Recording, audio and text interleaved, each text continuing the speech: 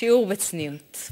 גל הטרור, אותו אנחנו חווים כבר כמה חודשים, הקפיץ את השימוש באמצעי הגנה עצמית, את הרכישה שלהם, שהאמצעי השכיח ביותר הוא כמובן ספרי הפלפל הזה, אבל שימו לב, בזמן שאנחנו רוכשים את המיטבים במיטב כספנו ובטוחים שהם יעילים, המוצר הזה כלל לא תקין.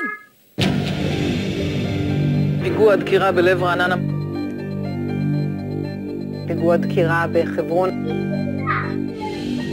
בחנויות למכירת ציוד להגנה עצמית מדווחים על מחסור בגז מדמיע. יש לך גז מדמיע? לא, אל תיגע. למה? אני לא רוצה להכניס אחד, אל תיגע. לא יודע איך עושים אותו. זה יצרן ישראלי שממלא כל מיני... עזוב, אל תיגע.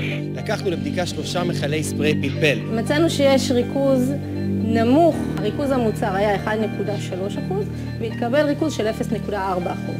זאת עבירה פלילית. התוצאות האלה הן מדהימות בכמה הדבר הזה נוראי, כי למעשה אתה מעניק לבן אדם תחושת ביטחון עצמי שהיא פיקטיבית.